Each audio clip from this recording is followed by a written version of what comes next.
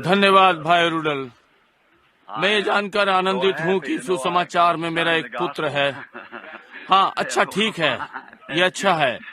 जी हाँ, निश्चय ही मैं भाई रुडल की सराहना करता हूँ। मैं विश्वास करता हूँ कि पौलुस के पास एक बार एक पुत्र था जो तीमुथियुस कहलाया। उसने उसे सुसमाचार में पुत्र कहा। और यदि मैं पक्का हूँ, फ्लॉसी फोर्ड हुआ करती थी। अरे बाप रे, फ्लॉसी, मैं बहुत समय हो गया। जी हाँ, ये था, मुझे याद है जब मैं एक लड़का था, उसका भाई लॉयड और मैं आसपास एक साथ भागा फिरा करते थे। वो एक बड़ा सा केक बनाती थी। आप जानते हैं कि हम वहाँ आते और उसे तब तक खाते रहते जब तक कि बीमार होने को ना हो जाए। एक बार मुझे याद है, उन्होंने मुझे बुलाया, लॉयड ने बुलाया, और हम फ्लॉसी ने बनाया था। वो छोटी सी थी, उसने बड़ा सा केक बनाया और हम तब तक खाते रहे जब तक हम और ना खा सके। मैंने सोचा अब मैं सारी रात लॉयड के साथ ही रुकने जा रहा हूँ। थोड़ा सा अंधेरा हो गया, आप जानते हैं, मैंने घर जाना है करके ठाना, और इसलिए मैं उठा और सड़क की ओर भाग लिया और मरने के डर से घर जाने की कोशिश कर रहा था। और मुझे स्मरण है उसके पिता, मैं समझता हूँ कि आपकी माँ अब भी जीवित है। भाई बहुत ही अच्छा है। और उन दिनों में बहुत सा पानी उस नदी से बहकर नीचे आ गया था। जी हाँ, अब हम लोग अधेड़ हो गए हैं और दादा दादी हैं। ठीक है, वहाँ एक जगह है जहाँ हम कभी भी आयु में नहीं बढ़ेंगे, समझे। फ्लॉसी, मुझे जानकर बहुत ही प्रसन्नता हुई कि तुम उस देश की राह देख रही हो और आश्वासन जो तुम पाओगी। और जिम कैसा है? क्या वो, हाँ, मुझे वो याद है, जिम का वो उसका पति है। मुझे उसकी अच्छी याद है। मैं कुछ बच्चों को जानता हूँ जो हम उस समय में थे। मुझे कार्य क्षेत्र में जाना होता था जब उनका विवाह हुआ और उनके बालक बड़े हो रहे थे और हम एक प्रकार से दूर हो गए, आप जानते हैं, एक दूसरे से अलग। मैं भाई लॉर्ड को कभी कभी देखता हूँ सड़क पर, उसको चिल्लाता हूँ। उन्होंने बहुत सी बार मेरे लिए खाना पकाया और मैं सगे भाई बहन के समान है। अब मुझे ये देखकर बड़ी प्रसन्नता है कि भाई रुडल का पहला प्रयास यहाँ इस स्थान में था, मत परिवर्तन, आरंभ में सड़क वाले घर को प्रभु के घर में बदल दिया। ये बहुत ही अच्छा है। और निसंदेह आप जानते हैं, यदि आप कुछ पहले से देख लेते हैं, आप जानते हैं कि ये अच्छा होता है। इसलिए हम पहले से देख सकते हैं कि इस लड़के में कुछ अच्छा है। और वो संकोची था। उसका पिता और मैं वहाँ वर्षों पहले एक साथ काम किया करते थे और मैं जानता हूँ उसके पिता उच्च पद पर थे और उन्नति करने वाले। तो फिर ये बात पुत्र में क्यों ना हो। मैं जानता हूँ उसकी प्यारी माँ थी, इसलिए वो भली प्रकार से पाला पोसा गया, इसलिए उसके पीछे कुछ अच्छा है, आप समझे। और उसके हृदय में था कि प्रभु की सेवा करे। जब गहराई को पुकारती है तो उसका उत्तर देने के लिए गहराई होनी चाहिए। और भाई रुडल को आगे बढ़ता देख मुझे प्रसन्नता है। ये शानदार लोगों का झुंड वहाँ है और ये मेरे लिए सौभाग्य है कि आज रात्रि यहाँ आकर इन संतों के झुंड से बातें करूं जो यहाँ परदेसी हैं। हम नहीं, ये हमारे रहने का स्थान नहीं है। हम जानते हैं हम परदेसी हैं। हम लोग घर पर नहीं हैं। मुझे याद है बहन रुडल, आप वहाँ कैसे उसके साथ आया करती थीं और वहाँ बैठती थीं और वो अपना सिर नीचे रखा करता था और आप में बहुत आत्मविश्वास था। निश्चय ही उन्होंने किया, उसने विश्वास किया कि वो सुसमाचार प्रचार करेगा और इस प्रकार की अच्छी पत्नी के संग और पिता माता और सब उसके लिए प्रार्थना करते हैं। भाई रुडल, कुछ तो होना ही था, इसलिए यहाँ पर है। और मैं प्रार्थना करता हूँ भाई रुडल कि ये तुम्हारे लिए एक खड़े रहने का स्थान होगा जहाँ सुसमाचार की महिमा के लिए तुम ऊंचाइयों की ऊंचाई पर जा सकते हो। मैं जानता हूँ कि भाई और बहन रुडल मैक्स वहाँ पर है। क्या आज रात्रि आप इस विषय में आनंदित हैं? मैं बिली पॉल को प्रचार मंच पर खड़े हुए देखना पसंद करूंगा और मैं आशा करता हूँ कि किसी दिन जोसेफ को प्रचार मंच पर खड़े देखूंगा और ये बहुत ही शानदार है।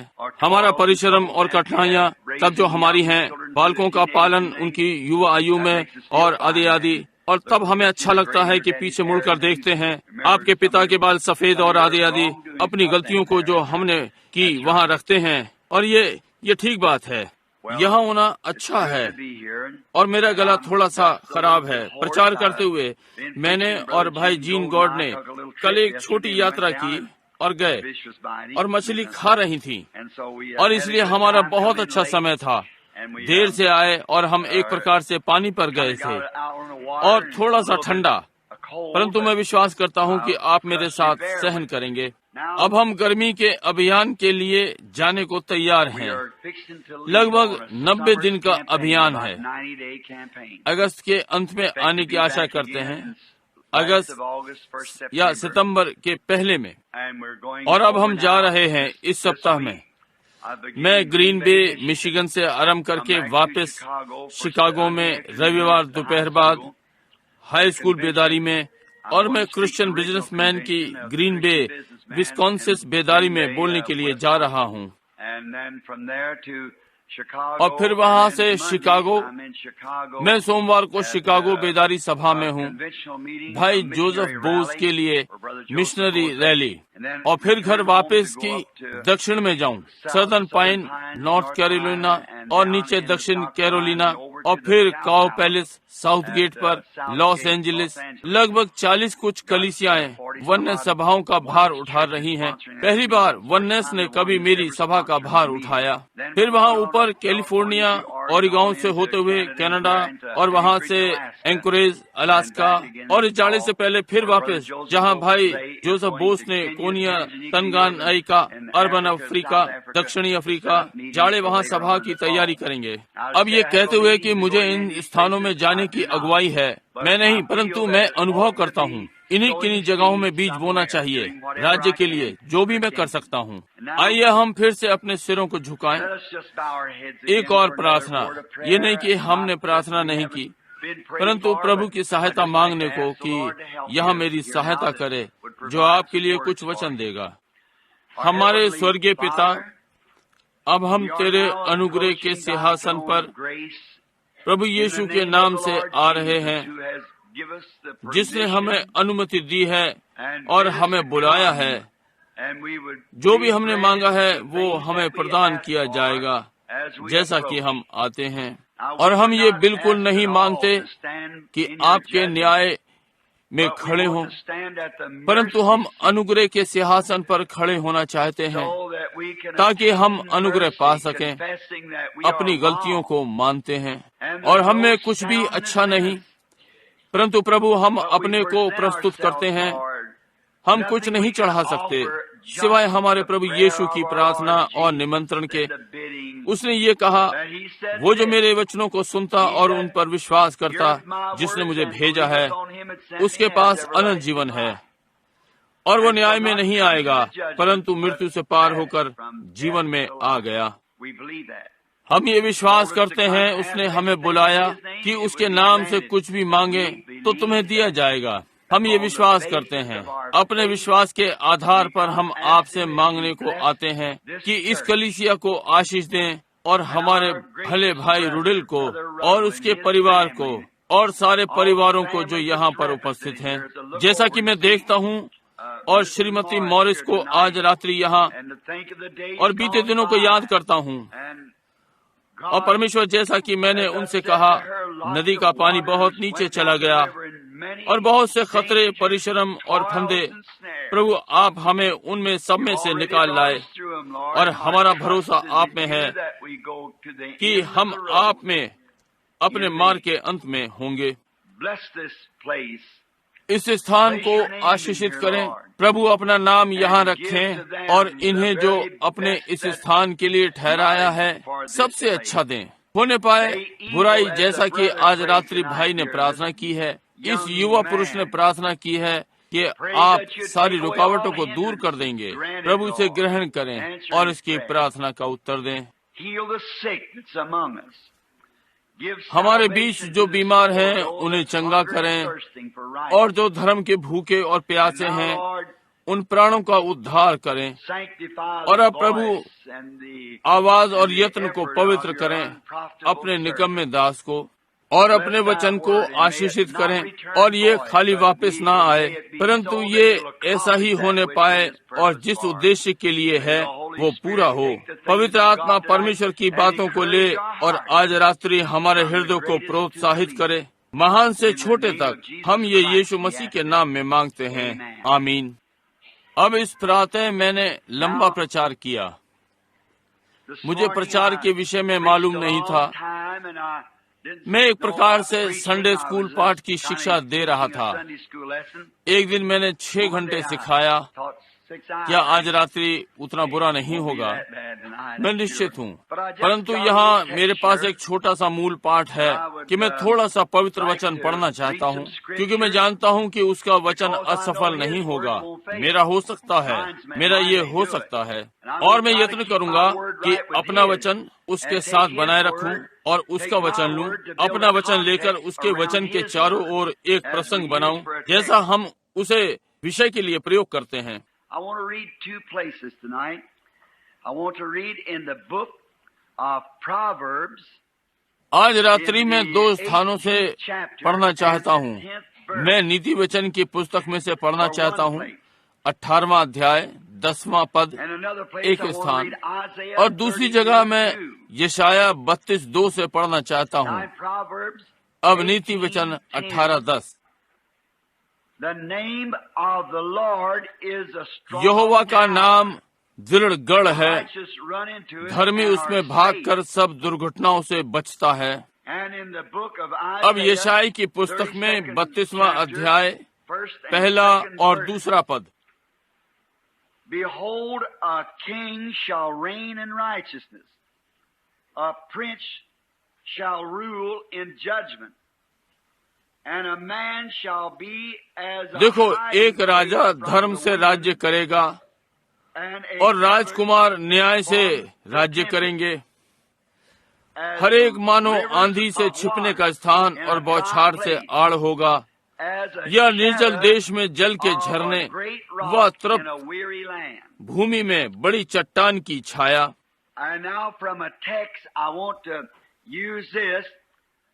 और अब एक मूल पाठ से मैं इसे एक विषय के रूप में प्रयोग करना चाहता हूँ, दबाव मुक्त होना। ये विचित्र विषय है, दबाव मुक्त होना।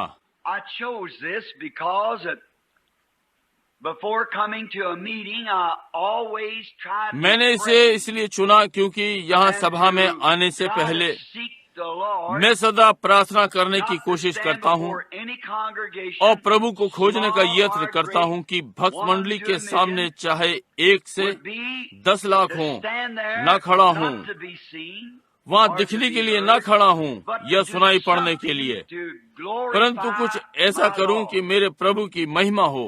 इसलिए देखना लोगों की आवश्यकता है। मैं यहाँ अपने को सुनाने के लिए नहीं आऊँगा, क्योंकि मुझ में सुनने का कुछ नहीं, खराब आवाज, न ही शिक्षित व्यक्ति, और कभी अपने विषय के साथ बना नहीं रहता हूँ।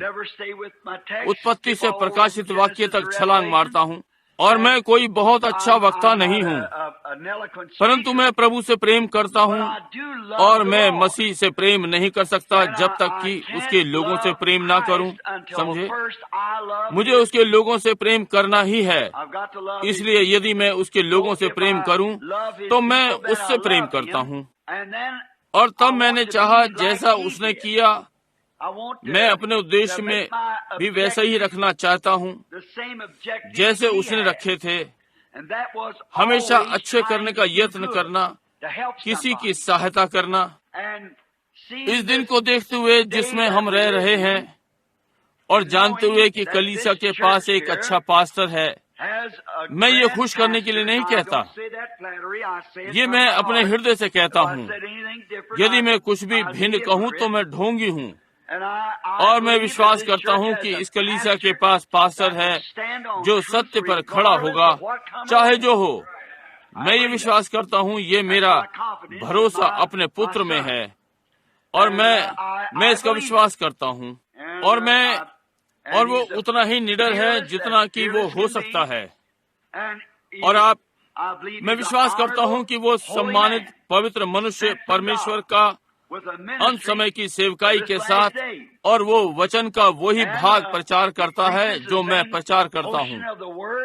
ये उत्पत्ति से प्रकाशित वाक्य तक जिस प्रकार ये लिखा है, और मुझे ये पसंद है।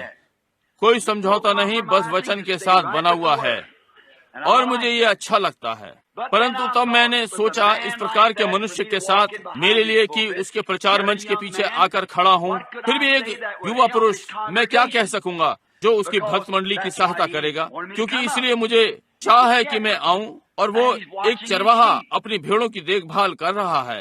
अब इसलिए हो सकता है कि वो सोचेगा एक प्रकार का आसपास छोटा सा बदलाव, कि उसके लोगों की कुछ सहायता हो सके। उसकी रुचि आप में है, वो आपकी भलाई में रुचि रखता है। दिन और रात वो किसी भी समय कहीं भी कोई भी सहायता करने के लिए जाएगा जो वो कर सकता है। वो परमेश्वर का एक वास्तविक दास है। और जैसा कि उसने कहा, उसने मुझे कष्ट दिया या परेशान किया या मुझे सताया या कुछ, वो ये नहीं करता है। इससे मुझे उससे और अधिक प्रेम हो जाता है जब वो कहता रहता है, क्योंकि मुझे ये अच्छा लगता है, क्योंकि उसे मुझ में भरोसा है। ये दिखाता है कि वो मुझे अपनी भेड़ों के सामने लाएगा। यदि मैं सोचूं कि मैं उन्हें आघात पहुंचाने जा रहा हूं, नहीं, कोई चरवाहा ऐसा नहीं करेगा, क्योंकि वो सोचेगा मैं वो करूंगा जो सही होगा।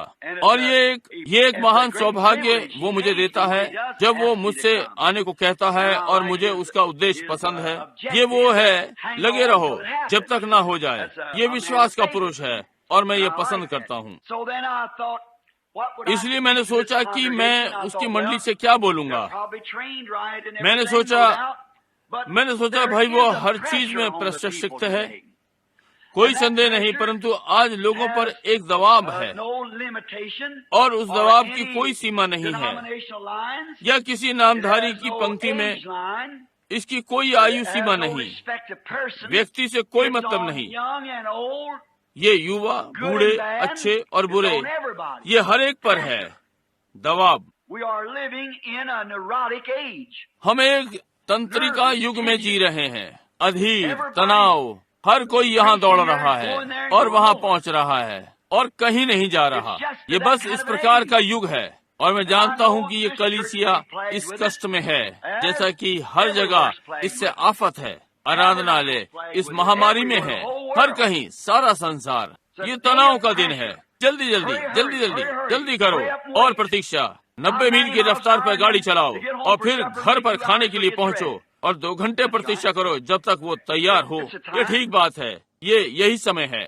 और इस दौड़, भाग और रफ्तार में इससे आपको तंत्रिक का तनाव हो जाता है। पत्नी कुछ थोड़ा विपरीत बोलती है, आप भाग जाना चाहते हैं। गुस्सा, पति कुछ कहता है, आप अपने पैरों को पटकेंगी और उससे कहेंगी कमरे में चले जाओ। समझे? अच्छा पति, अब मैं तुमसे बात नहीं करूँगा चाहता, वहाँ चली जाओ। पत्नी, ओह मैं परेशान हूँ। समझे? क्यों? क्या मामला है? समझे? और ये सब मिलाकर ये तनाव बनता जाता है और इसका परिणाम कुछ गलत करना, असामान्य व्यवहार करना। ये ठीक बात है। अब ये निर्धन से ऐसा व्यवहार करवाएगा, ये बीच के वर्ग से इस प्रकार का व्यवहार करवाएगा, ये धनी से इस प्रकार का व्यवहार करवाता है, ये इस प्रकार से गलत व्यवहार करवाएगा, ये उस प्रकार से अच्छा व्यवहार करवाएगा, ये उस प्रकार से अच्छा व्यवहार करेगा, क्योंकि ये तनाव है, जोश बन गया। इसे कहीं तो निकलना है। समझे? आप नहीं करते तो आप बॉयलर को फाड़ देते हैं। अब हम पाते हैं कि जैसे जैसे दिन बीतते हैं ये बढ़ता जाता है। यदि आप काम करते हैं तो आप अपने स्वामी से बात करते हैं, ओ ऐसा। यदि आप बालकों से बात करते हैं, इधर आओ माँ, मैं, समझे? आप यही हैं। ये बढ़ता है। ओ समझे?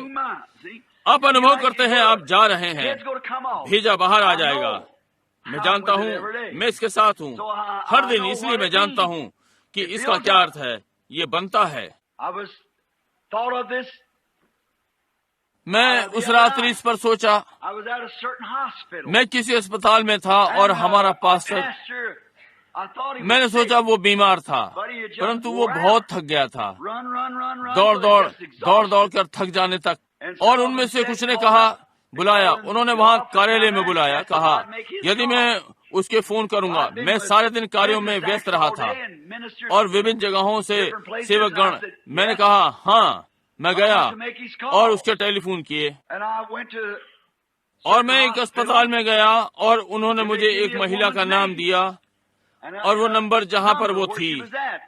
मैं इस कमरे में जाता हूँ, मैं उस महिला के पास गया और ये मिलने आने वालों से 15-20 मिनट पहले की मैं उन लोगों का स्वागत करता। मैं गया और मैंने उस महिला को बताया कि मैं एक सेवक हूँ, मैं किसी अमुक महिला से मिलना चाहता हूँ। उसने मेरे मुंह की ओर देखा और वो कुछ कह रही थी। पहले वो घूमी और बोली, आप क्या चाहते हैं? मैंने कहा, इस वार्ड में वो अमुक अमुक महिला कहाँ पर है? उसने कहा, मुझे नहीं मालूम। मैंने कहा, मुझे एक नंबर दिया गया है, एक निश्चित स्थान। मैंने सोचा पहले मैं पूछ लूं। कहा, यदि आपके पास नंबर है तो जाकर मिल लें। धन्यवाद। मैं वहां गया और वार्ड के दरवाजे पर बैठ गया। मैंने कहा, क्या यहाँ कोई महिला ऐसे ऐसे नाम की है? नहीं। मैं वापस गया और अपने पर्चे को देखा, यही है जहाँ कहा। इसलिए मैं फिर वापस गया और महिला वहाँ खड़ी थी। मैंने कहा, ये गलत नंबर था, आपने उसके नाम को क्या कहा था? मैंने कहा कि वो मंजिल यानी माले पर नहीं है। धन्यवाद। मैंने कहा, तो फिर मैं ऊपर जाऊंगा। इसलिए मैं अगले कमरे में गया और मैं गया। पहले वहाँ मेज पर एक डॉक्टर बैठी थी। वो बैठी हुई अपना सिर खुजा रही थी। बोली, आप कैसे हैं? उसने बस ऊपर नीचे देखा। ठीक। मैंने सोचा, अच्छा हो कि मैं इसे छोड़ दूं। मैं थोड़ा आगे नीचे की पंक्ति में गया और मैंने मेज पर एक महिला को पाया। वो एक नर्स। मैंने कहा, क्षमा करना। बोली, आप क्या चाहते हैं? और मैंने कहा, क्या यहाँ इस अमुक अमुक नाम की महिला है? और उसने कहा, मुझे नहीं मालूम। और मैंने कहा, मैं समझता हूँ, मुझे कमरा नंबर 321 या 221 चाहिए। और मैंने कहा, मैं उस कमरे में गया और वहाँ कोई नहीं था। और उस महिला ने कहा, नीचे वहाँ इस नाम का कोई नहीं है। इसलिए मैंने कहा, हो सकता है ये ऊपर था। और वो बोली, तो फिर क्यों नहीं आप 2 पर फिर 321 पर जाएं? मैंने कहा, धन्यवाद। नीचे 321 पर गया मैं, या 220 नहीं, 321। मैंने कहा, क्या कोई महिला इस नाम की है? नहीं। वहाँ एक महिला लेटी हुई थी। बोली, वो कमरे के उधर, कमरे के पार वहाँ दूसरा 31। कहा, धन्यवाद महिला। मैं वहाँ गया। मैंने कहा, क्या ऐसी महिला यहाँ है? नहीं। उन्होंने उसे यहाँ से हटा दिया, वो नीचे है। मैंने सोचा, ओह प्रभु। मैं फिर नीचे गया और उन्होंने मुझे कमरा नंबर दिया और मैं नीचे गया और सारे में देखा। फिर से उस मेज की ओर जाने से डरा, इसलिए मैंने ऊपर नीचे देखा, उस कमरा नंबर को ढूंढने की कोशिश की और मैंने देखा और मैं नहीं ढूंढ पाया। उनके छोटे छोटे वार्ड इस अस्पताल में अलग अलग थे। और फिर एक डॉक्टर आले आदि के साथ चलता हुआ आया। मैंने 4 फुट लंबा आदमी कभी नहीं देखा और 4 फुट चौड़ा, वो समरूप सा। वो आ रहा था। मैंने कहा, श्रीमान शुभ संध्या। क्या आप बता सकते हैं कि अमुक अमुक नंबर कमरा कहाँ पर है? उसने कहा, उधर की ओर से, वहाँ बाहर। मैंने कहा, जानकारी के लिए धन्यवाद, ये सत्य है। उसने कहा, यहाँ ऊपर से उधर बाहर। और मैंने कहा, धन्यवाद। मैंने सोचा, अभी तक मुझे कहीं नहीं मिला। मैंने पीछे मुड़कर देखा और वहाँ एक दयालु सी महिला वहाँ काउंटर पर फिर दिखाई दी। मैं उसके पास उसकी ओर गया। मैंने कहा, शुभ संध्या। वो बोली, आप कैसे हैं? मैंने कहा, मैं असमंजस में हूँ। मैंने अपनी कहानी बताई और मैंने कहा, यहाँ कहीं एक महिला है जिसकी सुबह ऑपरेशन होने जा रहा है और वो मरने पर है। मैं एक सेवक हूँ और हमारा पास्टर वहाँ है, वो फोन नहीं कर सका और उन्होंने मुझे ये नंबर दिया है। उसने कहा, भाई ब्रनम, 1 मिनट, मैं उसे ढूंढती हूँ। भाई मैंने धन्यवाद किया, प्रभु को धन्यवाद दिया। उसने हर चीज नीचे रखी और उधर चली गई। और उसने कहा, हाँ भाई ब्रनम, वो कमरे में है, वो अमुक अमुक आपके बाएं, सीधे वहाँ। मैंने कहा, धन्यवाद, बहुत बहुत धन्यवाद। मैं घूमा और मैंने देखा। मैंने सोचा, यही बात है, गुबार निकालना। ये एक तंत्रिका रोगी युग है। हर कोई बना हुआ है, समय नहीं है। और इसने एक स्थान बना लिया है कि हर चीजों को तोड़ देता है। इसके कारण लोगों की भावनाएं कड़ी हो गई हैं और वे झड़प लेते हैं और कहते हैं, आपके कहने का ये अर्थ नहीं था। अब हर कोई इस बात का दोषी है। मैं दोषी हूँ, आप दोषी हैं, हम सब दोषी हैं। हम दबाव में चीजों को करते हैं, नहीं तो हम नहीं करते। इसलिए दबाव अधिक है जो आज हो गया है।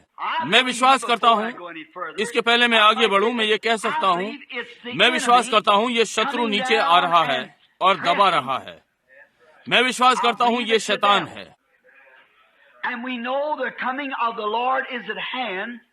और हम जानते हैं कि प्रभु का आगमन निकट है। और बाइबल कहती है कि अंत के दिनों में शैतान गरजने वाले सिंह के समान, और यदि वो आपको दबाव में जल्दबाजी किसी चीज की भाग दौड़ में लगा सके तो आप वे निर्णय लेते हैं।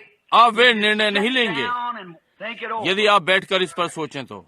लगभग 3 वर्ष पहले मैं शिकार पर था और मेरे साथ एक इंडियन मार्गदर्शक था और मैं तेजी से शिकार करता हूँ। ये बस मैं हूँ। देखिए, ये एक दबाव बनाने वाला है। मैं इस इंडियन के साथ शिकार कर रहा था और मैं घोड़े पर से उतरा और वहाँ पहाड़ पर कुछ एल्क हिरन थे। मैं उस झुंड को घेरे में लेने लगा। वो बूढ़ा इंडियन मुझसे लगभग 10 वर्ष बड़ा था। वो हाँफता हुआ आया, मेरे पीछे आ रहा था। मैंने कहा, आओ कप्तान आओ। कहा, बहुत तेजी से। मैंने सोचा, ओह अच्छा। मैंने कहा, आओ और आरंभ करो। उसने कहा, ये बहुत तेज है। मैं निचले गियर में थोड़ा धीमा हो गया। बहुत तेज। मैं चलने लगा, बहुत तेज। ओह प्रभु।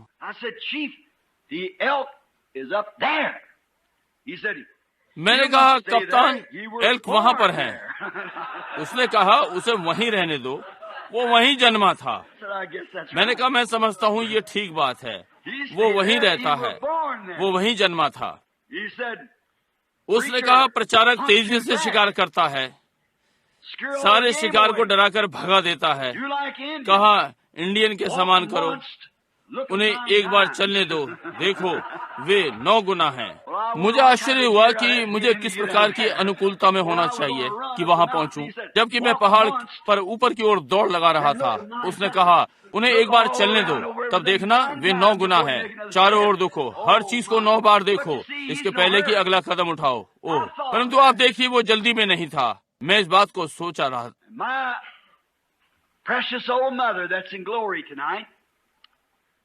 और मेरी मूल्यवान बूढ़ी माँ आज रात वो महिमा में है। किसी ने कहा, तुम क्यों नहीं आज एक सफेद फूल लगाओ, जिसका अर्थ है तुम्हारी माँ मर चुकी है। मैंने कहा, मेरी माँ मरी नहीं है, मेरी माँ जीवित है।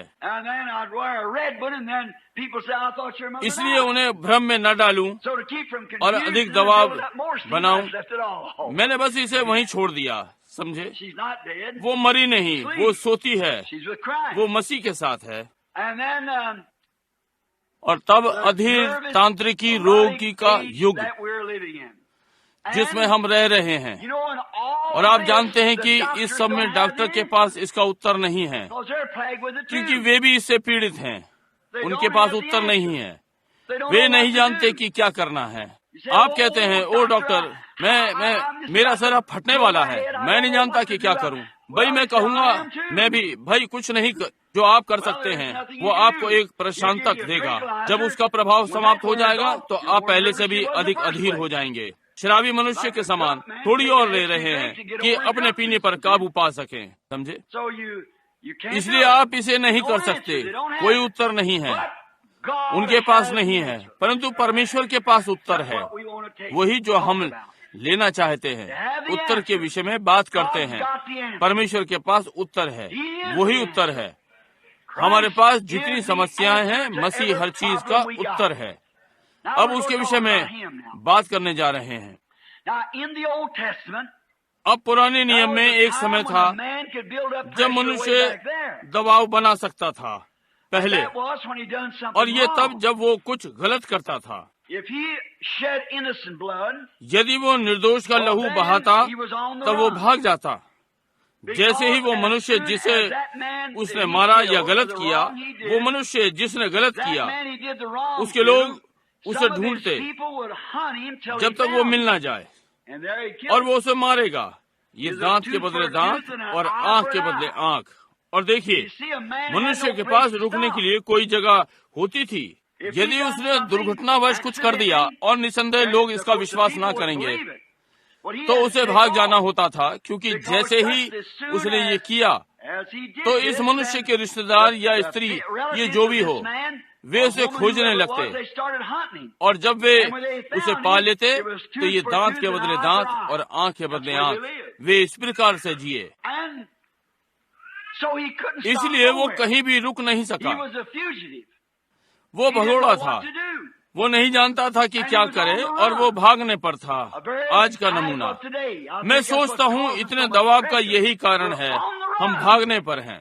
आज संसार के साथ यही मामला है। जान रहे हैं कि वे गलत हैं, जान रहे हैं कि प्रभु का आगमन निकट है, और दबाव बढ़ता जा रहा है, और वे भागने पर हैं। सराय, जुआ घर, विलासिता, पाप, आचरणहीनता, कोई भी चीज की बाहर निकले, टेलीविजन सुनना, गंदे चुटकुले, कोई भी चीज जो भड़ास निकाले, वे भागने पर हैं। कुछ तो घटित होना तय है, वे ये जानते हैं और वे पी रहे हैं कि स्वयं मर जाएं। विलासिता और हर चीज के साथ भागने पर हैं। वे जानते हैं कि कुछ घटित होना है। संसार इसके लिए बोलता है, हम जानते हैं कि कुछ घटित होने को है। ये संसार दिन निकलने से पहले नष्ट हो सकता है। हर राष्ट्र तनाव में है। क्यों? एक बार मैं अफ्रीका में था और मैं भेड़ों को चरता हुआ देख रहा था। ये मेमना था, ओ बीच की सी आयु का, और वो छोटा सा शांत भाव से चल रहा था और एकदम से वो बेचैन हो गया और वो एक मुंह मारता और चारों ओर देखता। वो एक मारेगा। जब वो शांत था, मैं उसे देख रहा था, वो शांत दिखाई पड़ रहा था। मैंने सोचा क्या वो अभी शांत नहीं था? इसको देखो बेचारे को। वो चरवाहा जो उनकी रखवाली कर रहा था वापस भेड़शाला को चला गया था, अश्वेत गांव का निवासी। और मैं छोटे से को देख रहा था और थोड़ी देर के बाद वो अधीर हो गया। मैंने सोचा इस छोटे के साथ क्या मामला है। मैं उसको दूरबीन से देख रहा था, ठीक है, और वो इतना अधीर हो गया, वो इधर उधर देख रहा था। उसने चिल्लाना शुरू कर दिया। उसे नहीं मालूम कि क्या करना है। मैंने सोचा कि ये छोटा सा इतना उत्तेजित क्यों हो गया एकदम से।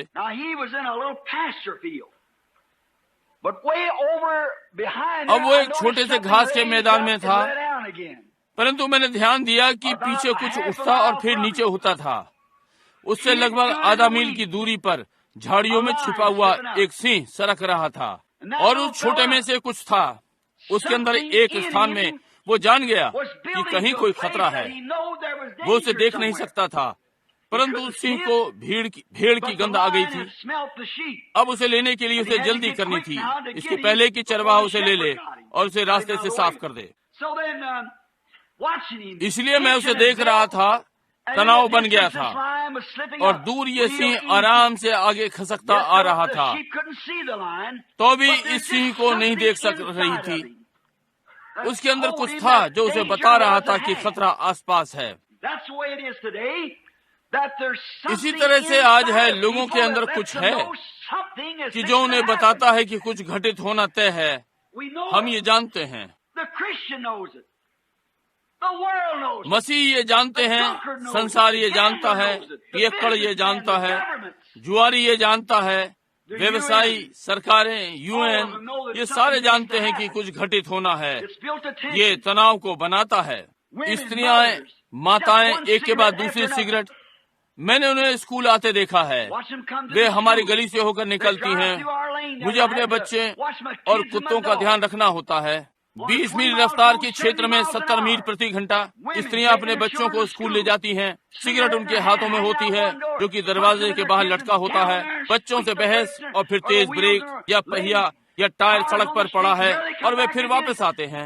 मैंने देखा हवा के दाब से 4 या 5 बच्चे सड़क से बाहर हो गए। उस दिन कोई तंत्र रोगी माँ, वो कहाँ जा रही है, क्या मामला है? कोई विशेष टेलीविजन का कार्यक्रम आ रहा है और आकर वो उसे देखना चाहती है। परंतु यही है तनाव। इसका कोई कारण है। वे ऐसा नहीं किया करते थे। कुछ आ रहा है। मृत्यु और विनाश चला आ रहा है। ये बहुत दूर नहीं है, कुछ आ रहा है। अब पुराने नियम में परमेश्वर कुछ परेशानियां देख रहा है जो कि संयोगवश हो गई। इसलिए यदि आप निर्दोष हैं और दोषी नहीं हैं, तो परमेश्वर ने आपके लिए मार्ग बनाया है। अब यदि मनुष्य को मार डाले जानबूझकर, योजना बनाकर, वो नष्ट हो गया था। वो इस स्थान पर नहीं आ सकता। परंतु यदि उसने ये संयोग से हुआ, वो ये नहीं करना चाहता था, तो वहाँ शरण स्थान वाले नगर थे। एक रमोत गिलाद था और 4 स्थान। मैं सोचता हूँ यहोशू ने शरण के ये नगर ठहराए थे। अब लोग इस शरण वाले नगर में आ सकते थे यदि संयोगवश उन्होंने कुछ गलत कर दिया जो वो नहीं चाहता था। वो इस शरण वाले नगर में आता है और फाटक पर जाता है और दरबान उससे पूछता है वो क्यों आ रहा है, उसके आने का क्या विचार है। तब उसके मामले की दुहाई दी जाती और जब उसके मामले की दुहाई फाटक पर होती और मनुष्य निर्दोष पाया जाता, उसने जानकर ये नहीं किया तो उसे नगर के भीतर ले लिया जाता, एक शरण स्थान के समान। तब शत्रु उसे नहीं पकड़ सकता। और यदि उसने झूठ बोला और गलत किया और शरण वाले नगर में आया है, यद्यपि इसने वेदी के सींग पकड़े हुए थे, तो उसके शत्रु को ये सुविधा और अधिकार था कि वेदी के पास से घसीट कर ले जाए और उसे मार डाले। जी हाँ श्रीमान, क्योंकि वो दोषी है और उसे दंड मिलना ही था। अब इसके साथ कुछ और चलता है। निसंदेह वो मनुष्य अधीर होगा। हो सकता है दर्जन भर व्यक्ति आपके पीछे हों, कहीं हर चट्टान पर, हर पहाड़, हर झाड़ी शत्रु हो सकता था। कोई उसके लिए तैयार खड़ा हो। वो अधीर था। और तब जब वो एक बार नगर में घुस जाता है तो वो दबाव से छुटकारा पाता है। वो सुरक्षित था, वो बिल्कुल ठीक था, क्योंकि उसके लिए एक स्थान दिया और बनाया गया है। परमेश्वर का दिया हुआ मार्ग उस निर्दोष व्यक्ति के लिए कि मारा न जाए, परंतु मरने से बच सके, क्योंकि उसने ये संयोगवश कर दिया। अब यदि उसका करने का अर्थ ये नहीं था, अब यदि उसने जानकर किया तो उसे हालात का सामना करना होगा। यदि उसने जानबूझकर किया है तो उसके लिए कोई अवसर नहीं है। और आज दो प्रकार के लोग हैं। मैं ये कह सकता हूँ, आज संसार में पुरुष और स्त्रियां हैं। भाई रुडल, वे सही में वो नहीं करना चाहते हैं जो वे कर रहे हैं। आज संसार में पुरुष और स्त्रियां हैं जो पाप नहीं करना चाहते। मुझे उनके लिए खेद है। वे कुछ भी गलत नहीं करना चाहते, परंतु वे करते हैं। वे इसके लिए उस्काए गए हैं। अब वहाँ उसके लिए एक स्थान है जो सही करना चाहता है, एक स्थान है जो दबाव को समाप्त करता है। ये सत्य है, परंतु कुछ ऐसे हैं जो चिंता नहीं करते। उस दिन एक भाई हिकरसन, उन्होंने वार्डन से कुछ पास लिए थे, फेडरल जेल का जो ला ग्रेंज केंटकी में है, कि अंदर मछली पकड़ने को जाएं। मैं वहाँ एक अश्वेत लड़के से जो लुईविल से था मिला, और उसने मुझे बताया। मैंने कहा, एक अच्छा दिखने वाला बुद्धिमान व्यक्ति आपकी तरह। मैंने कहा, तुम यहाँ क्या कर रहे हो? उसने कहा, अच्छा बोला आदरणीय, यहाँ ये क्या था? कहा, ये किसी की गलती नहीं, मेरी है।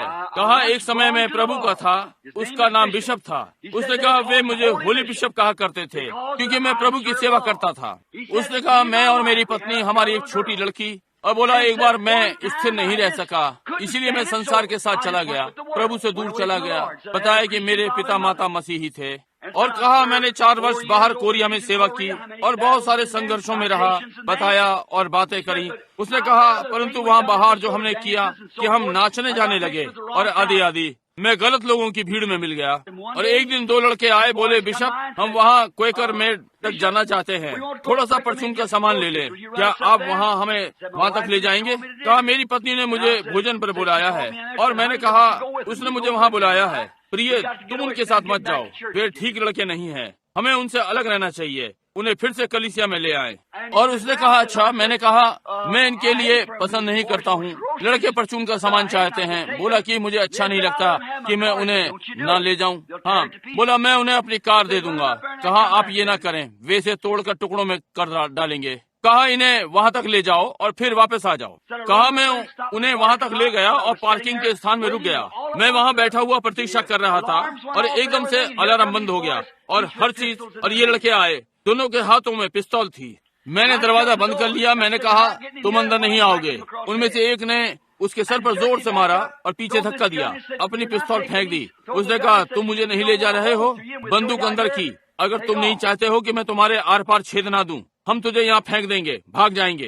कहा, तू कहीं नहीं जा सकता, तू पकड़ा जाएगा। तुम लड़कों, उन्हें बता देना कि मैं अलग था, मेरा ऐसा करने का मतलब नहीं था। मैं वहाँ बैठा था, मैं निर्दोष था। और उसी से मैं पुलिस आ गई, उन्हें पकड़ लिया। उन्होंने मुकदमा लड़ा। उसने कहा, मैंने पहले वकील के लिए बुरा सोचा, क्योंकि उसने कहा, क्या ये आपकी कार है? उसने कहा, जी हाँ श्रीमान, परंतु उसने कहा, मेरे प्रश्न का उत्तर दो। ओ भाइयों, शैतान अपने तरीके से करता है।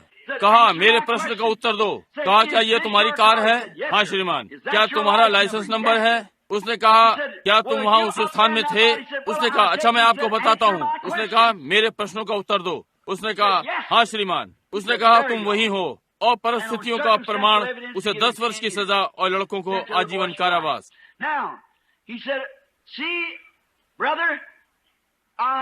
अब उसने कहा, देखिए भाई, मैं गलत लोगों में चला गया, इसके लिए कोई दोषी नहीं, केवल मैं। और ये ठीक बात है। अब उसे 10 वर्ष की हुई कि दबाव से छुटकारा पाए। मैंने उसके लिए प्रार्थना की। वहाँ भाई वुड और मैं, हम वहाँ पानी के पास बैठे थे। उस लड़के का हाथ पकड़ा और उसके लिए प्रार्थना की उस पानी के पास कि परमेश्वर उसे एक वचन मिले। और मैं अब भी उसके लिए प्रार्थना करता हूँ कि परमेश्वर करेगा। ये क्या है? दबाव, निर्दोष, एक निर्दोष मनुष्य। अब मनुष्य को अवसर मिलना चाहिए। अब यदि आप सही करना चाहते हैं, आज रात्रि मैं आपको ये बताने के लिए आनंदित हूँ कि एक शरण पाने का नगर है, वो यीशु मसीह है। यदि आप गलत नहीं करना चाहते, शत्रु आपके पीछे लगा है, तो एक बच निकलने का रास्ता है और वो बचकर भागने का मार्ग यीशु मसीह है। एक स्थान है जहाँ आप आ सकते हैं और दबाव मुक्त हो सकते हैं। परंतु यदि आप पाप करना पसंद करते हैं और परमेश्वर को नहीं चाहते, तो फिर शत्रु आपको कहीं भी ले लेगा। आपके पास कोई नहीं, आप मसीह के पास नहीं आ सकते क्योंकि आप नहीं चाहते। और जब मनुष्य मसीह के पास आता है, शरण का ये स्थान पुराने नियम में जब मनुष्य आता था, पहली बात उसे अपनी स्वतंत्र इच्छा पर आना होता था, और इसी प्रकार आपको मसीह के पास आना होगा। दूसरी बात, जब आप वहाँ हैं तो आपको संतुष्ट होना चाहिए। आपको नहीं कि हर दिन आप चारों ओर रोते हुए ना घूमें, मैं यहाँ से बाहर जाना चाहता हूँ, मैं यहाँ से जाना चाहता हूँ। वे आपको बाहर निकाल देंगे। आपको अपनी इच्छा से वहाँ रहना है उस नगर में। और जब आप मसीह के पास आते हैं तो आप मुड़कर संसार को नहीं देख सकते। बाइबल ने कहा, वो जो अपना हाथ हल पर रखकर मुड़कर देखता है, वो जोतने के योग्य नहीं है। अब यही बहुत सारे कहलाने वाले मसीह गलती करते हैं। देखिए, जब वे ऐसा व्यवहार करते हैं कि वे जोतने जा रहे हैं, परंतु पहली छोटी सी चीज आती है, वे इस विषय में फट जाते हैं। उस दिन मुझे इस बात का अनुभव हुआ था, जैसा कि आप सब जानते हैं, और मैं आपकी प्रार्थनाओं के लिए धन्यवाद करता हूँ। जैसे कि मैं शिकार, मछली पकड़ना, निशाना लगाना और ये चीजें, मैंने हमेशा विदरबाई मैग्नम बंदूक चाहिए। मेरे कुछ मित्रों ने उसे मेरे लिए खरीदा। मैं लोगों को जानता हूँ, यदि मैं उनका उल्लेख करूँ, उन्होंने ये आनंद से किया। खुले रूप में 2 या 3 ये करना चाहते थे, परंतु वे इतना पैसा बंदूक के लिए डालें, मैं ये नहीं देख सकता। जबकि मैं जानता हूँ कि मिशनरियों के पास उनके पैरों में जूते भी नहीं हैं, और मैं ये नहीं कर सकता। और भाई विल्सन ने बिली पॉल को छोटी 0.257 की रॉबर्ट दी, और एक भाई मेरा मित्र, उसने कहा कि विदरबाई उस बंदूक में छेद कर देंगे, मैं इसे सस्ते में करवा सकता हूँ यदि आप मुझे आपके लिए करने दें। ठीक है, मैंने उसे ये करने दिया। वापस आया, बंदूक में गोली डाली, गोली चलाने चल दिया, और वो मेरे हाथों में ही फट गई और नाल लगभग 50 गज दूर जा पड़ी। बोल्ट मेरे पीछे की ओर चला गया, और ये आश्चर्य था कि उसने मेरे 2 हिस्से नहीं किए। वहाँ लगभग 5 या 6 टन का दबाव था जो मेरे समीप था। ठीक है, डॉक्टर ने कहा, मैं केवल एक बात जानता हूँ कि भला प्रभु वहाँ अपने दास की सुरक्षा के लिए बैठा था। अब वो बात जो मैं सोचता हूँ जहाँ ये आता है, यदि आरंभ से ही विदरबाई मैग्नम रही होती, क्या मामला था? उस बंदूक में एक कमी थी, सिरे पर जो छेद किया गया था वो बहुत ढीला था। यही मामला हमारे बहुत सारे मत परिवर्तनों में होता है, हमारे ऊपर के स्थान में ढीला छेद किया गया है। और अब यदि वो आरंभ से ही विदरबाई मैग्नम रही होती, उस धातु की ढलाई से ही नाल बनाई जाए, तो इसका छेद विदरबाई मैग्नम का ही होता, तो ये नहीं फटती। परंतु क्योंकि इसके साथ इसे बदलने का यत्न किया गया जो वो नहीं थी, तो ये फट गई। और इसलिए हर मनुष्य में यही चीज मिलेगी जो एक मसीह कहलाते हैं। उनका आरंभ नए जन्म से ही ठीक नहीं हुआ, वो कहीं फट जाएगा। इस पर बहुत ही दबाव पड़ा है, वो नहीं टिक पाएगा, वो स्वयं को कहीं फटा हुआ पाएगा। लोग किसी की सेवकाई की नकल करते हैं जिसके लिए वे बुलाए नहीं गए, और अंत में वे फट जाएंगे।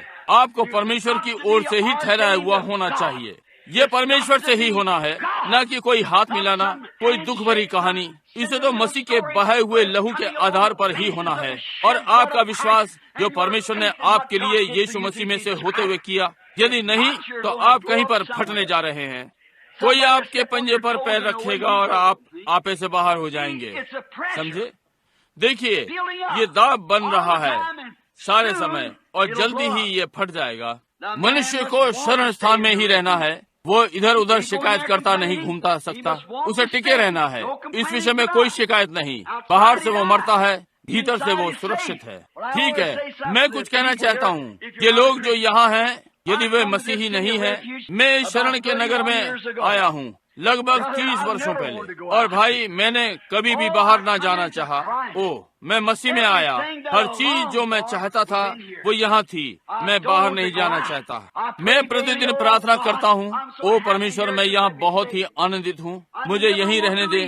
मैं कभी भी नहीं जाना चाहता। मैं जानता हूँ कि वो मुझे कभी नहीं छोड़ेगा। मैं जानता हूँ कि वह आपको कभी नहीं छोड़ेगा।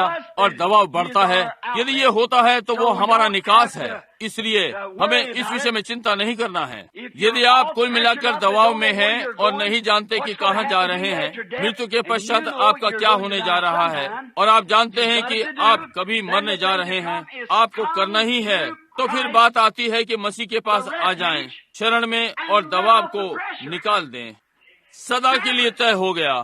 कोई मतलब नहीं क्या होता है। मसीह हमारा शरण स्थान है, और जब हम उसके पास आते हैं तो हम दबाव समाप्त कर सकते हैं। आप चिंता करना छोड़ सकते हैं। भाई, यदि मैं मर जाऊं तो मेरा क्या होने जा रहा है, पत्नी का क्या होने जा रहा है, पति का क्या होने जा रहा है, बच्चों का क्या होने जा रहा है। बस मसीह के पास आ जाएं और दबाव से मुक्त हो जाएं। नहीं, वो हमें सारी चीजें देता है। सारी चीजें हमारी हैं मसीह के द्वारा। इसलिए दबाव को निकल जाने दें। केवल एक ही मार्ग है कि आप इसे कर सकते हैं।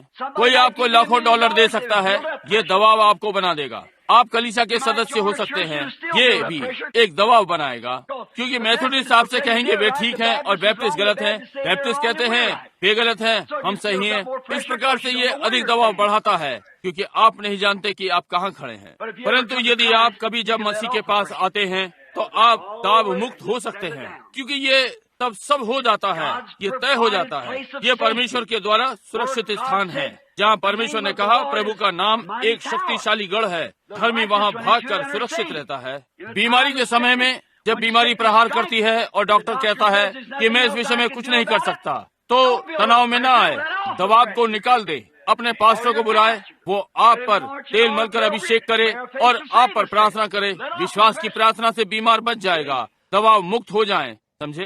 वो हमारा शरण स्थान है। जबकि आप शरण स्थान में हैं, तो शरण स्थान में आपके पास अधिकार है, और मसीह हमारा शरण स्थान है, और हर चीज जिसकी आपको आवश्यकता है उसमें है। आमीन। बीमारी में, तनाव में ना आए, दबाव मुक्त हो जाएं।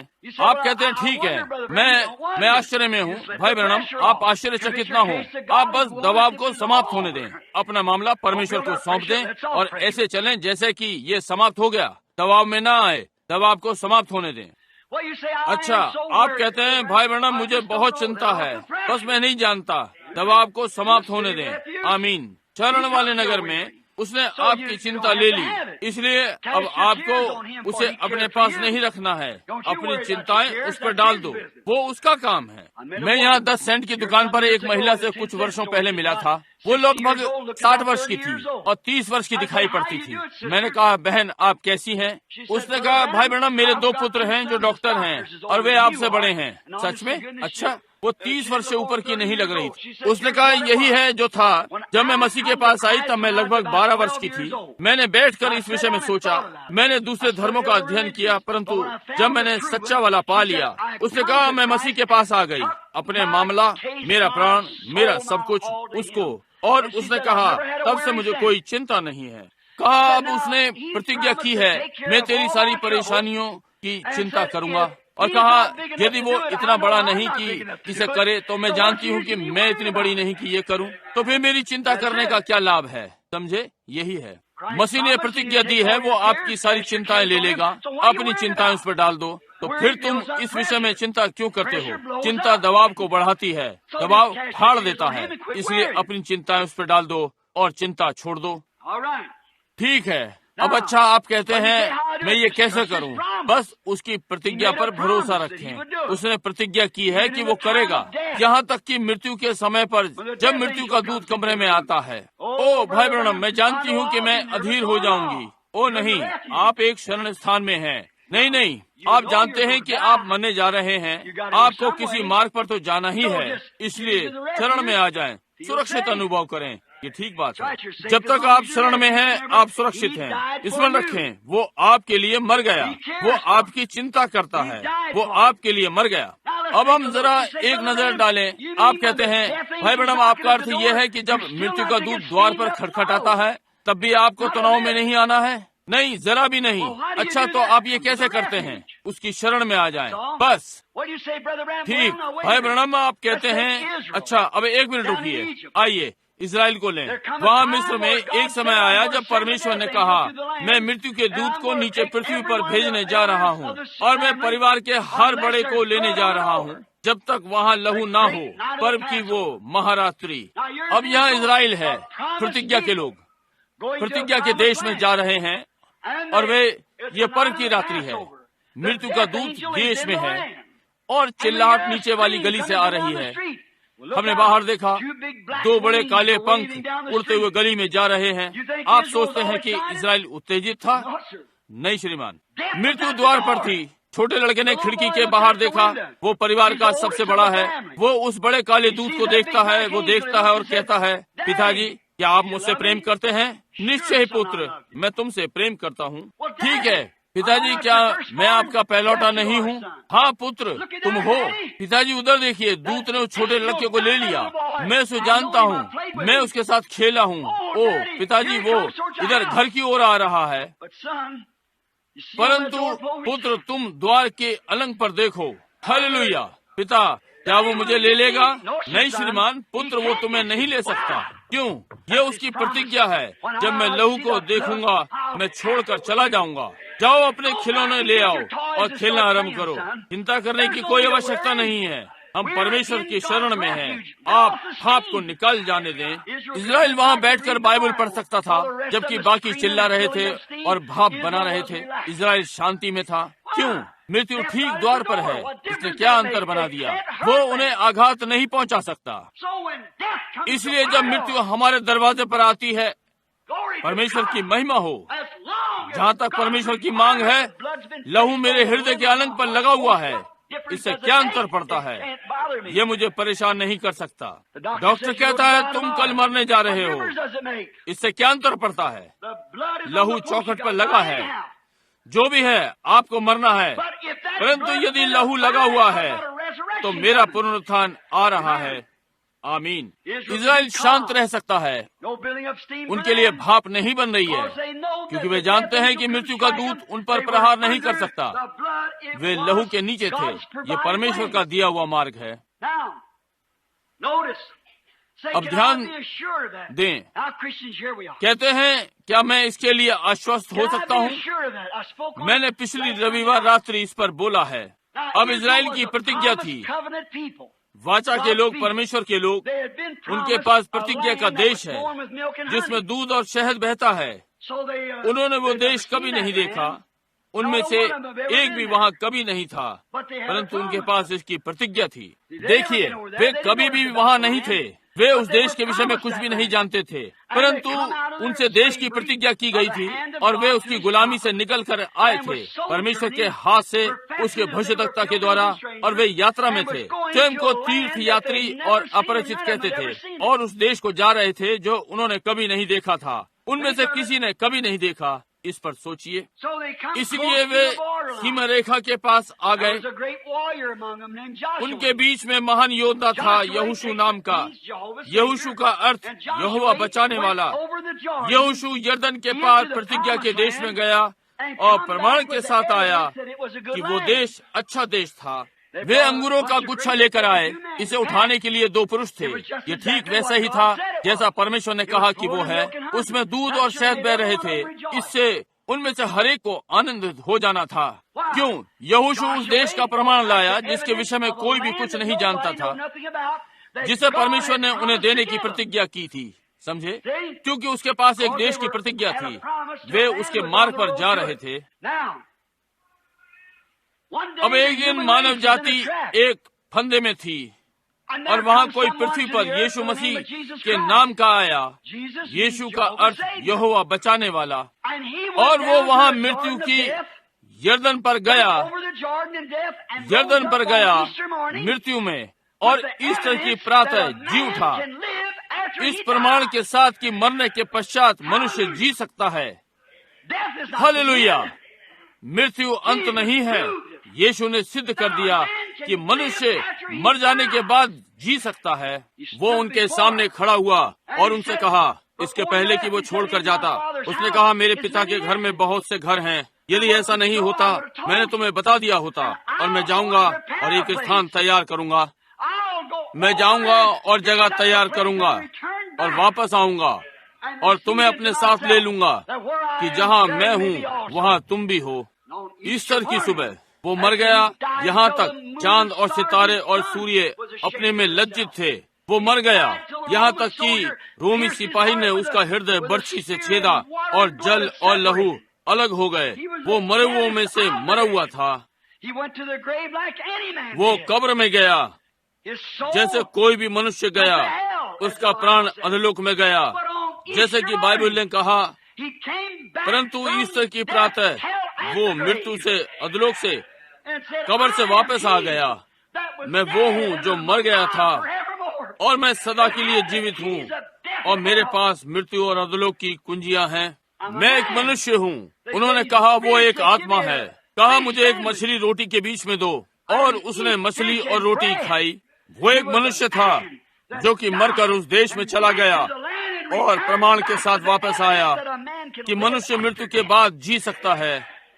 मृत्यु का हमसे क्या लेना देना। आमीन। दबाव को निकलने दे। अब केवल इतना ही नहीं, परंतु उसने हमें प्रतिज्ञा भी दी। ये क्या थी? उसने हमारे वारिसाना हक का बयाना दिया। उसने कहा, अब इस बात को हर विश्वासी पर सिद्ध करने के लिए अब तुम यहाँ अविश्वास में चल रहे हो। तुम वचन का विश्वास नहीं करते, तुम पाप में चल रहे हो और संसार की चीजें। परंतु वो जो मुझ पर विश्वास करता है उसके पास अनंत जीवन है, वो जीवन जो मर नहीं सकता। अब ध्यान दें, जब हम उसका आत्मा पाते हैं, हम जो एक समय मरे हुए थे पापों और अपराधों में, उसने हमें नया जन्म दिया, नया जीवन। वो क्या करता है? हम मरे और यीशु में गाड़े गए। हम आत्मा में जी उठे संसारिक चीजों से स्वर्गीय वस्तु में। और आज रात्रि हम लोग मसीह यीशु में मिलकर स्वर्गीय स्थानों में बैठे हैं। कितने मसीही जो यहाँ हैं अब भी संसार से प्रेम करते हैं। यदि आप करते हैं तो आप मसीही नहीं, आप मसीहत के आचार्य हैं, ना कि अधिकारी। क्योंकि जब एक मनुष्य एक बार मसीह का स्वाद चख लेता है तो वो संसार की चीजों के लिए मर जाता है और फिर किसी भी रीति से उसकी इच्छा वापस जाने की नहीं होती। ये क्या करता है? जीवन। पौलुस ने कहा, एक समय मैं जो जीवित था अब मैं और जीवित नहीं, यद्यपि मैं जीता हूँ, मैं नहीं परंतु मसीह मुझ में। क्यों? उसने उसे संसार के निचले स्तर के पापों से ऊपर उठा लिया, इस स्थान तक कि हम स्वयं पीछे मुड़कर देख सकते हैं और हम देखते हैं कि हम वहाँ कहाँ से आए हैं। महिमा हो। पीछे देखते हैं और देखते हैं कि एक समय हम कहाँ जीवित थे, अब हम अलग रीति से जीते हैं। ये क्या है? ये भरोसा है कि हम मर गए और हमारे जीवन मसीह में छिपे हुए हैं, परमेश्वर में होकर और पवित्र आत्मा द्वारा छाप लगाए हुए, और उन चीजों से ऊपर उठ गए। तब हम जीवित हैं उसी प्रमाण के साथ कि वो हमें सिद्ध करने को वापस आया। वो देश शानदार और ये बयाना है, ये हमारे उद्धार का बयाना है। ये पहला पैसा है जो समझौते को थामे रहता है। महिमा हो। ये परमेश्वर के समझौते को थामे रखता है। वो जो मेरा वचन सुनता और उस पर विश्वास करता है, जिसने मुझे भेजा, उसके पास अनंत जीवन है और वो दोषी न ठहरेगा, परंतु मृत्यु से पार होकर जीवन में प्रवेश कर चुका। भाई, दबाव को निकाल दिया। जी हाँ श्रीमान, आमीन। क्या आप समझे? देखिए, जैसे एलिया महान भविष्यद्वक्ता, मसीह का एक प्रतीक, एलीशा कलीसिया का एक प्रतीक, जिस पर कि आत्मा का दूना भाग आया था भविष्यद्वक्ता पर। एक दिन वो यर्दन पर गया, आज के दिन का प्रतीक। ये सरकार और चीजें जो अब हमारे पास हैं, अहाब, इजाबेल और आदि आदि, जैसा कि आपको मेरा उपदेश इजाबेल पर स्मरण होगा। ध्यान दें, जब एलीशा एलिया के पीछे चल रहा था, किसी कारण से आमीन। Amen. वो उसे कहाँ ले गया? यरदन पर, Jordan. रमोत गिलाद पर, भविष्यद्वक्ताओं के विद्यालय पर और फिर यरदन पर। That's why he takes you वो to आपको इसी justification, प्रकार लेता है, and die out न्यायोचित के द्वारा to receive life. पवित्रीकरण और मर जाना कि जीवन पाएं। आमीन। न कि एक नामधारी या कोई मतसार, परंतु आपकी आत्मा की मृत्यु, ताकि आप नया जन्म पा सके। एलीशा और एलिया ने पानी पर मारा, यरदन के पार चला गया और एलीशा उसके पीछे पीछे गया। और जब एलीशा फिर से देश में वापस आया, दूसरी ओर वो दूसरे भाग के साथ आया। आज हम यीशु का अनुकरण, उसकी मृत्यु, गाड़े जाने और बपतिस्मा, मृत्यु, गाड़ा जाना और पुनरुत्थान, बल्कि बपतिस्मे से होते हुए हम उसका विश्वास करते हैं। हम संसार की चीजों के लिए मर गए और स्वीकार करते हैं कि हम कुछ नहीं हैं। उसके नाम में बपतिस्मा लिया है, बपतिस्मे में उसके साथ गाड़े गए, पुनरुत्थान में उसके साथ जी उठे। हमारी आत्माएं संसार की वस्तुओं से ऊपर जीती हैं, तो फिर हम मसीह में हैं। अब हमारे पास एक भाग है। जब हम यरदन पार मृत्यु की रेखा से वापस आते हैं, हमारे पास दूसरा भाग होगा। शरीर जो अब हमारे हैं, वो आत्माएं हम जिसके साथ हैं, हमारे पास बयाना है। पवित्र आत्मा जो मर नहीं सकता, क्योंकि ये परमेश्वर का भाग है। और वे शरीर जिनमें हम रहते हैं, वो जो मेरा मांस खाता और मेरा लहू पीता है, उसके पास अनंत जीवन है और मैं उसे अंत के दिन में जिला उठाऊंगा। आमीन। आपको निकल जाने दो। इससे क्या अंतर पड़ता है? अणुबम या कुछ भी प्रहार करे, वो जो चाहे उन्हें करने दो। इसमें एक बात की, हमारे पास यीशु मसीह, हमारे प्रभु के द्वारा हमारे पास अनंत जीवन है। इसलिए हम किस बात की चिंता करते हैं? संसार को जो कहना है वो कहे। हमें दबाव की भी चिंता नहीं, हमें कोई अंतर नहीं पड़ता। क्यों? क्योंकि हम भाव को निकाल देंगे।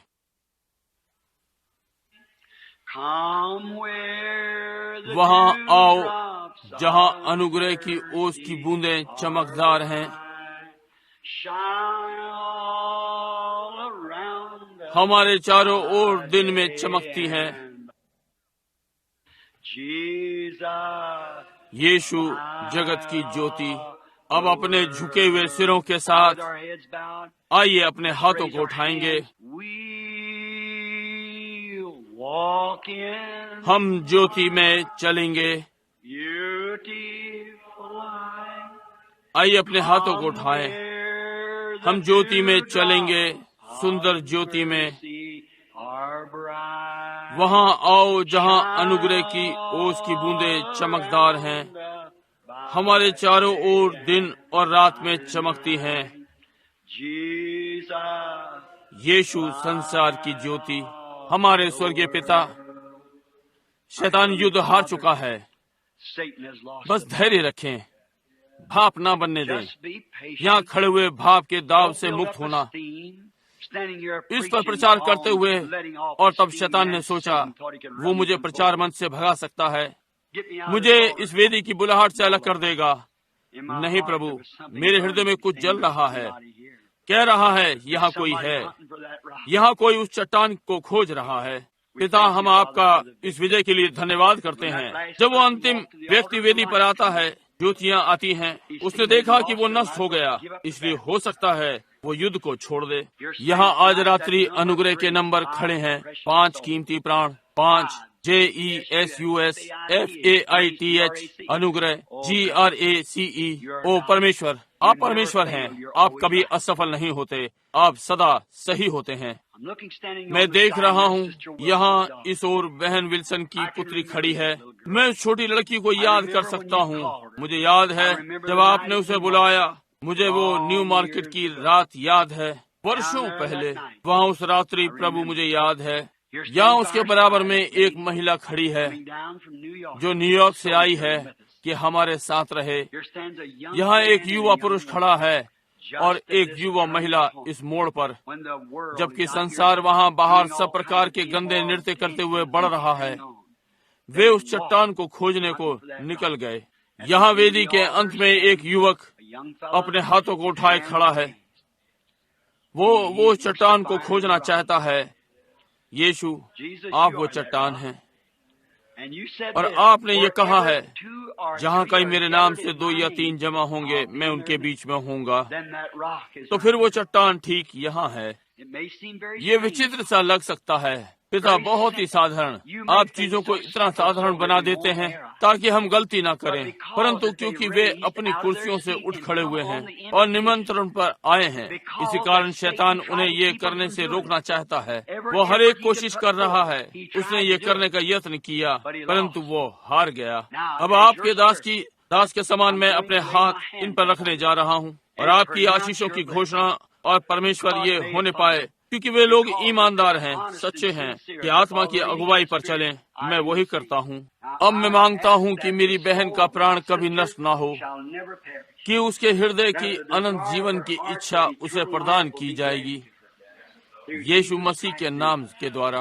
मैं अपना हाथ अपनी बहन पर रखता हूँ और जानता हूँ कि बहुत सी परीक्षाएं उसके सामने हैं। मैं जानता हूँ कि वो अपने प्रिय लड़के के लिए प्रार्थना करती है। मैं पिता को जानता हूँ, जैसे कि आंसू उसके गालों पर से नीचे आ रहे हैं आज रात्रि, जैसे कि उसने दशमांश का छोटा सा भाग आगे बढ़ाया है।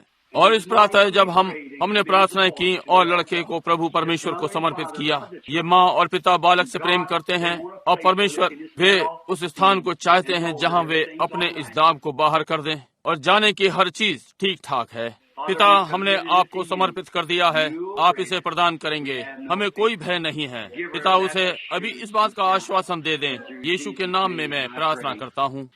Father, this और पिता, ये युवा पुरुष और युवा महिला एक साथ आए हैं, इसलिए मैं अपने हाथ इन पर रखता हूँ।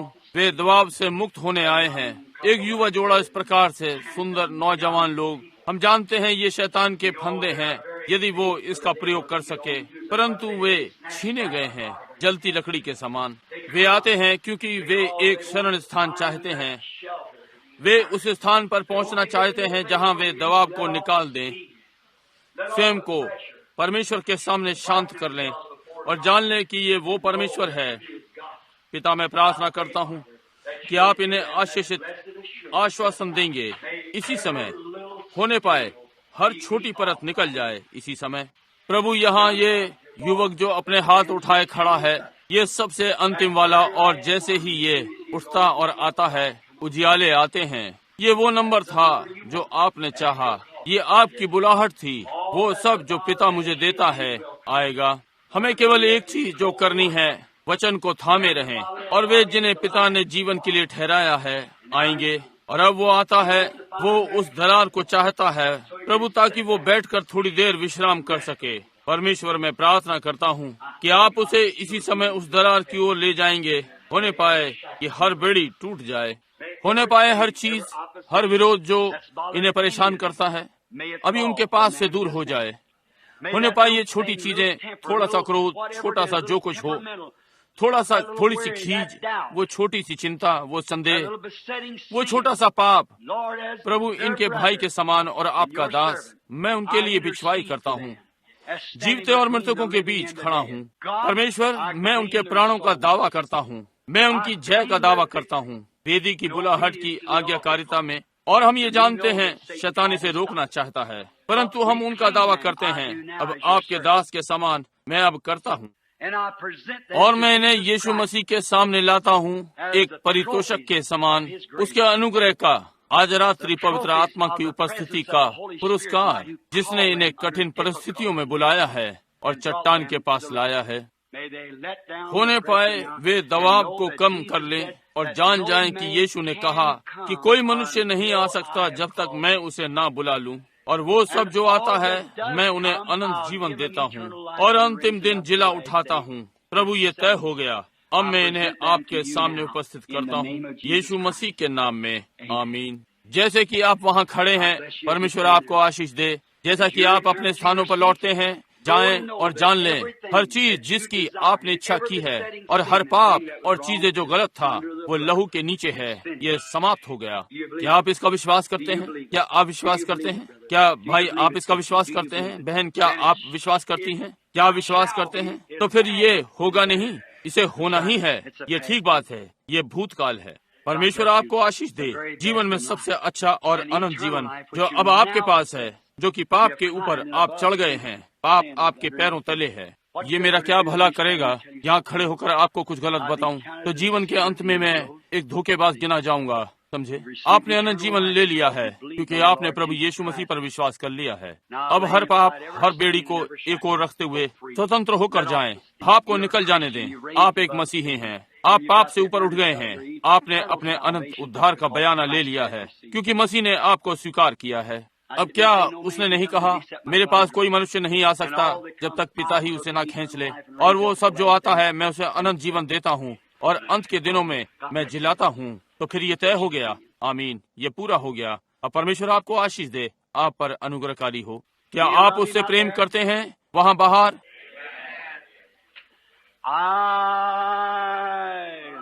मैं उससे प्रेम करता हूँ। मैं उससे प्रेम करता हूँ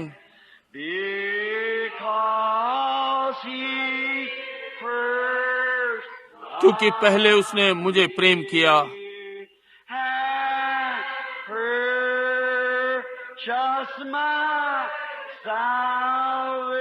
और मेरे उद्धार को खरीदा।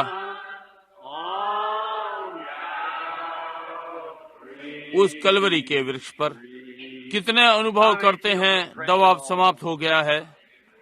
मैंने अपने प्राण का लंगर स्वर्गीय विश्राम में डाला है। मैं अब तूफानी समुद्रों में और यात्रा नहीं करूंगा।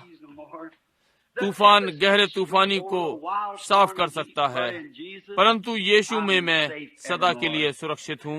जैसे कि चार्ल्स वेस्ली की कहानी, एक दिन समुद्र के किनारे एकांतवास में उसे एक झटका लगा। वो अध्ययन कर रहा था। परमेश्वर उसे अगुवाई में वहाँ ले गया। वो अध्ययन कर रहा था। वो परमेश्वर का एक गीत के लिए उस पर अभिषेक था और उसे आराम करने के लिए कुछ नहीं मिल सका। वो किसी चीज पर आराम करेगा, प्रेरणा उसे छोड़ जाएगी। इसलिए वो समुद्र के किनारे टहलने चल दिया। लहरों को सुनने लगा और सोचा उसे कुछ प्रेरणा मिल सकेगी। लहरें छप छप कर रही थीं। एकदम से तूफान आ गया। संयोग से कुछ घटित नहीं हुआ। हर चीज परमेश्वर की ठहराई हुई थी। कोई मतलब नहीं कि क्या घटित होता है। सारी बातें कुल मिलाकर भलाई के लिए हैं। और वो एक छोटी सी कोठरी की ओर बढ़ने लगा जहाँ उसने हवा को तेज बहते सुना। उसने सोचा, ओ मैं तो इससे उड़ जाऊंगा कि इसके पहले कि मैं वहाँ किनारे पर पहुँचूं। और उसने अपना कोट उतारा और भागना आरंभ कर दिया और कोई चीज उड़कर उसकी छाती पर आई। उसने देखा और ये एक छोटी सी गौरैया थी, छिपने के लिए आई थी।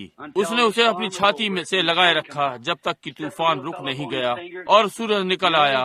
उसने उस छोटी चीज को अपनी उंगली पर बैठाया और उसे उड़ जाने दिया और वो उड़ गई। और फिर उसे प्रेरणा मिली, युगों की चट्टान मेरे लिए दरार, मुझे उसमें छिप जाने दो। ओह मुझे ये पसंद है। युगों की चट्टान, वो चट्टान उजाड़ देश में तूफान के समय एक शरण स्थान। समझे? वो चट्टान एक थका देने वाले देश में तू मुझे छिपा ले, मुझे छिपा। ओ युगों की चट्टान मेरे लिए दरार। गीत लिखने वाले की एक महान प्रेरणा कि वे बातें जिनका हम आज आनंद लेते हैं। आप कहते हैं क्या वे गीत प्रेरणा से थे? यीशु ने जब वो यहाँ पृथ्वी पर था उनका उल्लेख किया, कहा क्या ये तुम्हारे भजनों में नहीं लिखा? दाऊद ने अमुक अमुक बातें कही। निश्चय ही वे प्रेरणा से हैं, जैसे कि प्रचार या कोई और चीज। ये प्रेरणा से हुआ।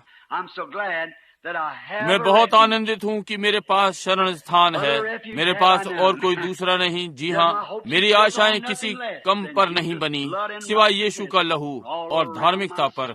जब चारों ओर से मेरा प्राण मार्ग देता है तब वो मेरी आशा और ठिकाना है। दूसरी सारी भूमि धंसने वाली रेत है, कोई मतलब नहीं ये क्या है। परमेश्वर आपको आशीष दे। अब आपके पास्टर भाई रुडल। खेद है शैतान ने बत्तियां बुझा दी, परंतु जो भी है जीत परमेश्वर की है। आमीन।